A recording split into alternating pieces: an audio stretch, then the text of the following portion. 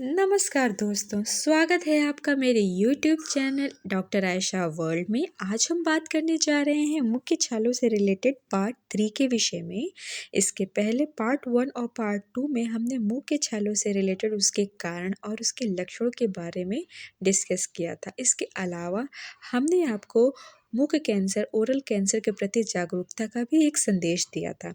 आज हम बात करने जा रहे हैं उसके उपचार यानी कुछ घरेलू उपचार के बारे में डिस्कस करेंगे, आयुर्वेदिक उपचारों के बारे में भी डिस्कस करेंगे और कुछ हद तक एलोपैथिक ट्रीटमेंट के बारे में भी डिस्कस करेंगे। पर इन उपचारों को लेने से पहले आप अपने चिकित्सक की परामर्श ज़रूर ले लें दोस्तों। चूँकि मैं एक चिकित्सक हूँ, फिर भी आपसे ये कह रही हूँ कि लंबे समय तक अगर आपको ये छाले परेशान कर रहे हैं तो भली-भाँति जाँच करा के चिकित्सक के अनुसार ही डोजेज़ लें। चलिए दोस्तों, अब हम शुरू करते हैं अपने अगले तृतीय पार्ट के बारे में, इसके परहेज के बारे में और इसके इलाज के बारे में। तो चलिए शुरू करते हैं दोस्तों। प्रायः मुख के छालों का अगर अच्छी तरीके से उपचार किया जाए तो वो ठीक हो जाते हैं समय पर। मुंह के छाले बढ़ते ही हमें सबसे पहले क्या करना चाहिए? निर्दोष जुलाब यानी सलाइन परगेटिव लेकर पेट की सफाई सर्वप्रथम इसका इलाज है। पित्त रोगियों को जो कि मुंह के छाले ज़्यादा होते हैं, तो बात करते हैं आयुर्वेद की। तो आयुर्वेद के अनुसार दोस्तों, अधोभागम विरेचन संज्ञकम तद्वद्विरेचनम पित्ते विशेषेण तु वामियेत। इसका मतलब है virechana is the process by which the vitiated dosas are eliminated through the anal route. It is the treatment of choice for pit predominant condition. इसका मतलब है कि विरेचना एक ऐसी प्रोसेस है जिसमें सभी दोषों को दूर करके मल द्वार से एलिमिनेट यानी बाहर निकाल दिया जाता है जितने भी गंदगी होती है। और पित्त प्रधान रोगियों के लिए सबसे बेस्ट यही इलाज है और मुंह के छालों के लिए भी दोस्तों। नेक्स्ट प्रोसेस है विरेचन का। विरेचन ही सबसे बेस्ट प्रोसेस है। स्वादिष्ट विरेचन चूर्ण जो कि उत्तम औषधियाँ हैं जो मार्केट में अवेलेबल हैं, रात को सोते समय 3 से 6 ग्राम की मात्रा में इसे पानी के साथ मरीज सेवन कर सकते हैं। इसके अलावा अगर आप लेना चाहें तो त्रिफला चूर्ण है, हरड़ का चूर्ण है और इसबगोल की भूसी अगर दूध के साथ जो मरीज ले रहा है 3 ग्राम से ज़्यादा ना ले इसबगोल की भूसी अडल्ट डोज में। इससे पेट में ठंडक आ जाती है। भूसी लेने का ये अभिप्राय है और पेट का ठंडा होना एक उत्तम प्रयास है।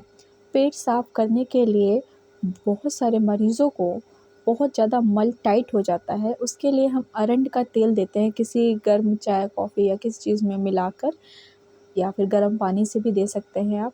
शिवक्षार पाचन चूर्ण या पेटे सफ़ा पाचन चूर्ण है, ये भी दूसरा एक जुलाब है जिसे देकर आप पेट साफ रख सकते हैं मरीज का।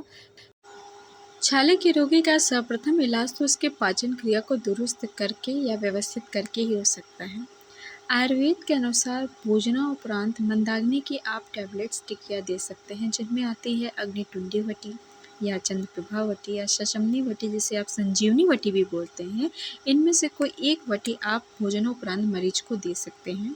लेने के डोजेस हैं 1-1 टैबलेट सुबह दोपहर शाम। अडल्ट डोजेस में आते हैं 2 टैबलेट सुबह दोपहर शाम, 2-2 टैबलेट। इसके अलावा खाने के उपरांत गुलाब का शरबत या प्रवाल पंचामृत या शतावरी रसायन चूर्ण का भी आप सेवन कर सकते हैं। गुलाब के शरबत का तो बहुत ही अच्छा रिजल्ट पाया गया है, क्योंकि खाने के पश्चात इसे लेने से पेट में ठंडक बनी रहती है और पाचन की क्रिया भी दुरुस्त रहती है दोस्तों। आप इन सभी वटियों और टैबलेट का उपयोग अपने चिकित्सक के देख रेख में ही करें तो ज़्यादा बेहतर होगा दोस्तों। चलिए आगे बढ़ते हैं। आयुर्वेद के अनुसार तो आहार में दूध का प्रयोग अधिक करना चाहिए। इसमें बकरी का दूध परम शीतल होता है। दूध में अगर चावल और शक्कर डालकर पकाया गया है तो ये खीर जो है रोगी के लिए उत्तम आहार और औषधि दोनों का काम करती है, क्योंकि गाय का दूध सबसे उत्तम होता है पाचन क्रिया में। अभाव में अगर आपके पास गाय का दूध नहीं है तो डेयरी का दूध भी आप ले सकते हैं, अपने डाइट में शामिल कर सकते हैं, पर ज़्यादा गर्म नहीं और ज़्यादा मात्रा में नहीं, बिल्कुल उचित मात्रा छोटी गिलास में। आइसक्रीम का भी उपयोग किया जा सकता है या शीतल पदार्थों का, इससे मुंह में शीतलता बनी रहती है। दोस्तों, दांतों के संक्रमण से जीभ और मुंह के घाव यानी छाले हो जाते हैं। अतः दोस्तों, हमें दांतों की स्वच्छता का और जीभ की सफाई पर ज़रूर ध्यान देना चाहिए। ये बहुत ही आवश्यक है दोस्तों। इससे आपको मसूड़ों संबंधी कोई भी रोग या मुख संबंधी कोई भी छाले या व्रण होने की संभावना कम रहती है। इसके अलावा दोस्तों, जो लोग प्यास लगने पर ताज़ा या फीका छाछ पीते हैं या अपने छाछ में जीरा धनिया या जीरा नमक के साथ सेवन करते हैं, उनकी भी पाचन क्रिया दुरुस्त रहती है। जो एसिड बनने की संभावना होती है पेट में, वो भी कम रहती है। इंडाइजेशन की समस्या से निजात मिलती है।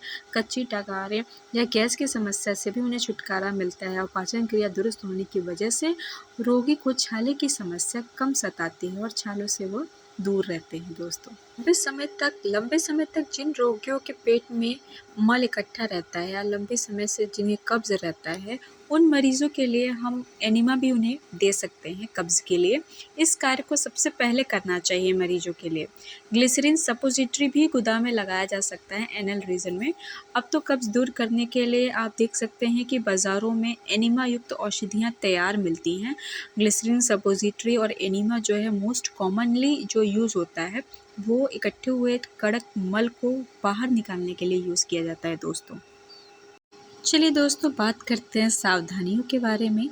जिन व्यक्तियों को अत्यधिक कड़वा, तीखा, गर्म, मसालेदार, गर्मा-गर्म भोजन करने की आदत है और जो हमेशा गर्म पकौड़े, भेलपूरी, नमकीन, चाट, पेटीज़, कचौड़ी, पाव भाजी जैसे बाज़ार के पदार्थ खाने की चीज़ों के आदी हैं, उनका पेट हमेशा खराब रहता है और मुख में छाले हमेशा बने रहते हैं।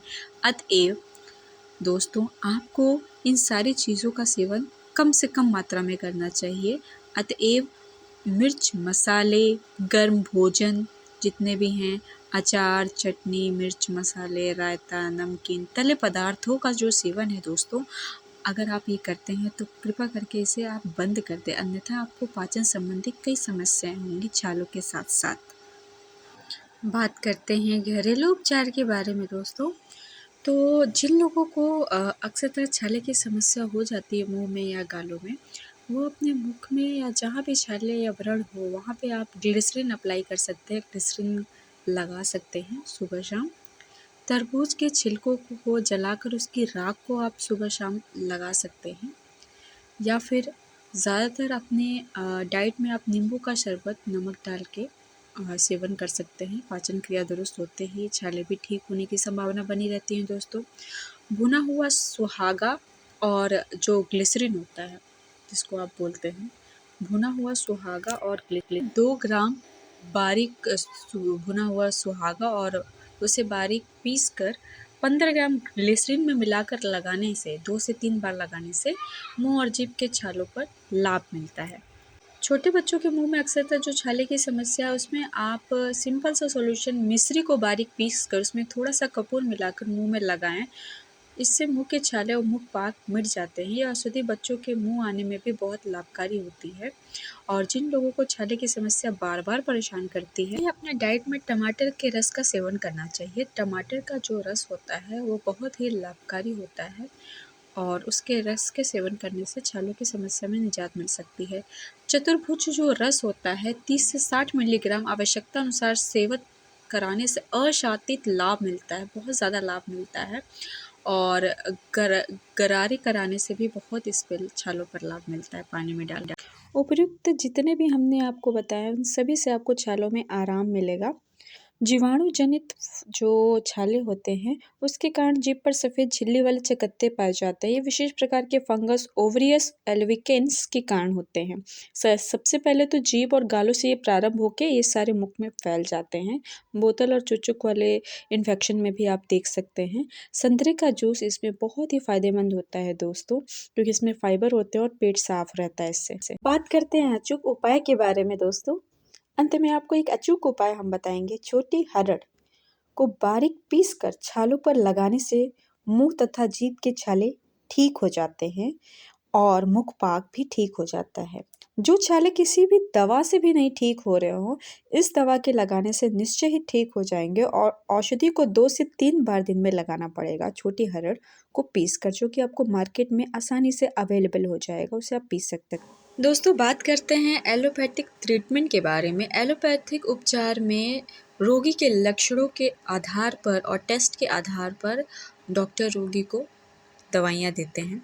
मैक्सिमम तो विटामिन बी और विटामिन सी की कमी, जैसा कि हमने पहले आपको लक्षणों में बताया था, इसकी कमी से अक्सर छाले होते हैं, तो डॉक्टर आपकी दवाओं में बी कॉम्प्लेक्स और विटामिन सी की टैबलेट्स ज़रूर जोड़ता है अगर आपको छाले हैं तो।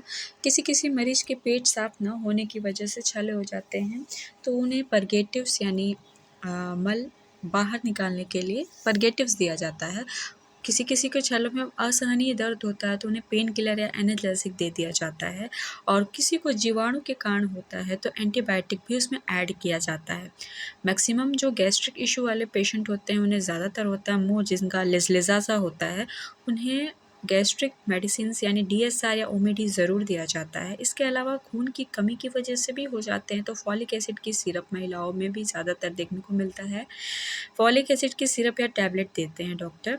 इसके अलावा जिनके ब्लड में इन्फेक्शन होता है, सीबीसी ईएसआर की जांच के बाद अगर ईएसआर बढ़ा हुआ होता है यानी एरिथ्रोसाइट सेडिमेंटेशन रेट जिसको आप बोलते हैं, इन्फेक्शन होता है तो रक्त शोधक भी दिया जाता है ऑप्शनल केसेस में साफ़ी या जितने भी रक्त शोधक आपके आयुर्वेद या एलोपैथ में हैं, उनमें से कोई एक सिरप डॉक्टर आपको देता है।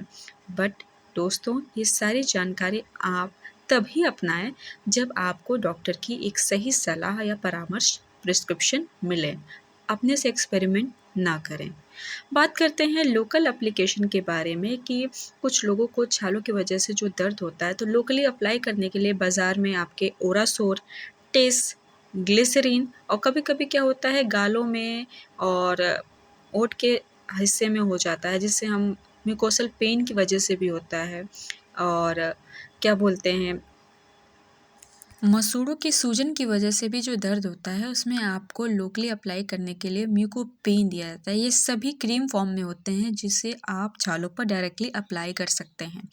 इसके अलावा मुख की शुद्धि के लिए मुख की सफाई बहुत ही ज़्यादा ज़रूरी है। छालों को ख़त्म करने के लिए परमानेंटली लंबे समय तक की छालों के लिए डॉक्टर आपको कुछ माउथ गार्गल्स भी रिकमेंड करता है, जैसे क्लोरहेक्सिडिन है, जिंक फ्लोराइड है, पावरडीन है, क्लव ऑयल गार्गल्स है, ये सारे मार्केट में उपलब्ध हैं। जितने भी माउथ गार्गल्स होते हैं दोस्तों, उनका एंटीबैक्टीरियल एक्शन होता है।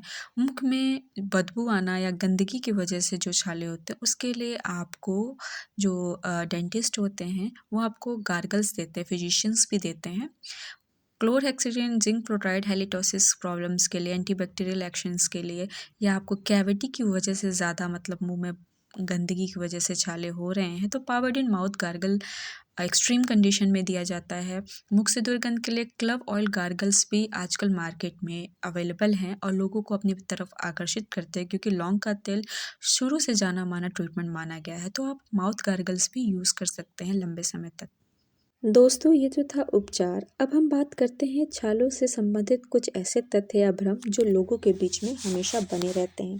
देखिए दोस्तों, कभी न कभी सभी को छाले हो ही जाते हैं। कुछ व्यक्तियों को तो पूरे साल मुंह में छाले बने रहते हैं। उनका मेन रीज़न ये है कि अगर हम तंबाकू, गुटखा, सुपारी और लौंग वगैरह आदि का हम सेवन कर रहे हैं तो हमें छाले नहीं होंगे। ये उनका सिर्फ भ्रम मात्र है। इससे बल्कि स्थिति आपकी और भी गंभीर हो सकती है अगर आप इन आदतों को कम नहीं कर रहे हैं, क्योंकि नशे की आदत हमेशा छालों का कारण बनते हैं और आगे चल के मुख कैंसर का भी कारण बनते हैं। छालों के बारे में एक और भ्रम है कि छाले हमेशा पेट की खराबी से होते हैं। छालों का कोई इलाज नहीं है, वो अपने आप ठीक हो जाएंगे, दवाई लगाने से बढ़ जाएगा। कुछ गांव के लोग ऐसा मानते हैं, जबकि ऐसा नहीं है, ये केवल एक भ्रम है। कुछ लोग ये भी सोचते हैं कि इतनी सारी दवाइयों की हमें आवश्यकता नहीं है। अगर लंबे समय तक आपको छाले हैं तो कोई घरेलू नुस्खा अपनाने से पहले एक बार अपने चिकित्सक की सलाह लें। कुछ लोगों को ये लगता है कि डॉक्टर तो ऐसे ही दवाई लिख रहा है, वो अपने सिर्फ फ़ायदे के लिए है, तो ऐसे कोई बात नहीं है दोस्तों। जब भी आप डॉक्टर के पास जाएँगे, डॉक्टर उसके कारण के अनुसार ही आपका इलाज करेगा, और अगर कारण के अनुसार आप इलाज कराते हैं तो जल्द ही आपको छालों से निजात मिलती है। हमें कारण का पता लगाना बहुत ही आवश्यक है दोस्तों, इसलिए इस भ्रम में न रहें। इसी के साथ दोस्तों मैं अपने इस टॉपिक को विराम देती हूँ।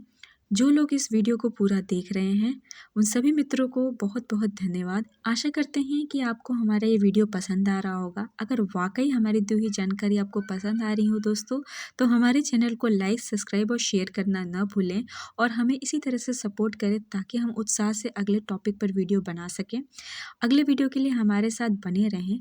आपका दिन शुभ और मंगलमय हो, इसी आशा के साथ आपका बहुत बहुत धन्यवाद करती हूँ मित्रों। Thank you.